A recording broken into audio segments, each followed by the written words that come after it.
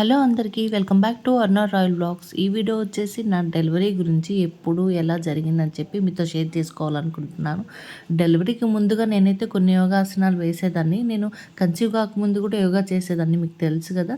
So దానివల్ల నాకు కొంచెం కంఫర్టబుల్గా ఉండడానికి, డెలివరీకి బాగా సపోర్ట్ చేయడానికి, నార్మల్ డెలివరీకి సో కొన్ని యోగాసనాలు అయితే పక్కాగా డైలీ వేసేదాన్ని. నాకు నార్మల్‌గా యోగా చేయాలంటే చాలా ఇష్టం. చాలా సింపుల్‌గా అనిపిస్తది. అలాంటిది ప్రెగ్నెన్సీ టైంలో యోగా చేయాలంటే చాలా కష్టం అనిపించింది.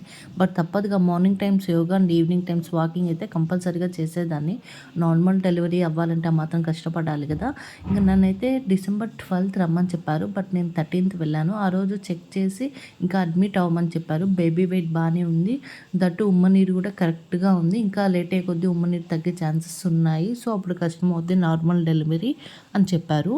సో ఇంకా నేను ఇంటికి వచ్చి ఆఫ్టర్నూన్ ఇంట్లో వాళ్ళందరితో డిస్కస్ చేసుకొని ఈవినింగ్ అయితే అడ్మిట్ అయ్యాను. ఫ్రైడే ఈవినింగ్ డిసెంబర్ 13థ్. ఇంకా మొత్తానికి నైట్ అయితే లైట్గా ట్యాబ్లెట్స్ ఇచ్చారు, 2 ట్యాబ్లెట్స్. వాటి వల్ల మైల్డ్గా పెయిన్స్ వస్తూ ఉన్నాయి. తర్వాత నెక్స్ట్ డే మార్నింగ్ 6కి సెలైన్ పెట్టి ఇంజెక్షన్ వేస్తారు కదా, దానివల్ల హెవీగా బాగా వచ్చేసాయి పెయిన్స్. నేనైతే అంత పెయిన్స్ ఉండవు, ఓకే భరించగలము అన్నట్టుగా ఉన్నాను. మా అక్క వాళ్ళని అడిగితే ఉంటాయి, అది ఎక్స్‌ప్లెయిన్ చేయలేము ఎలాగో అని చెప్పేవాళ్ళు. బట్ నేను అడుగుతూనే ఉండేదాన్ని.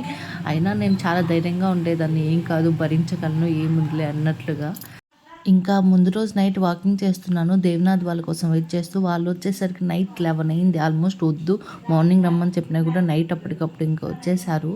ఇంక ఇది వచ్చేసి నెక్స్ట్ డే మార్నింగ్ నేను అడ్మిట్ అయినప్పటి నుంచి ఎవ్రీ హాఫ్ అన్ అవర్కి ఒకసారి బేబీ హార్ట్ బీట్ అయితే చెక్ చేస్తూ ఉంటారు స్టమక్ మీద ఎక్విప్మెంట్స్ పెట్టి.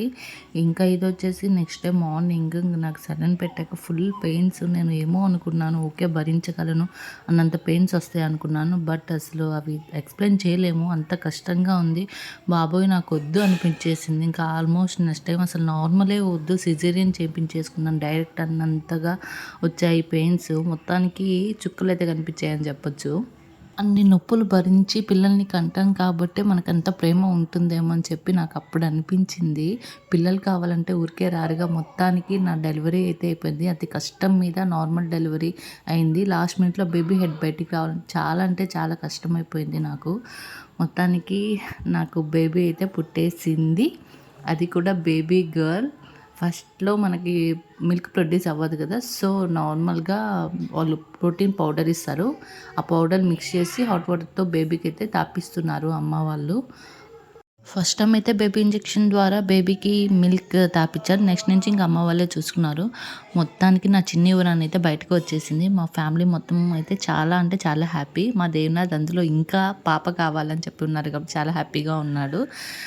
ఎవరైనా మన ఛానల్ ఫస్ట్ టైం చూస్తున్నట్లయితే like, share and subscribe for more videos. ఇంతే ఈ వీడియో. నెక్స్ట్ టైం ఇంకో వీడియోతో కలుద్దాం. Bye bye.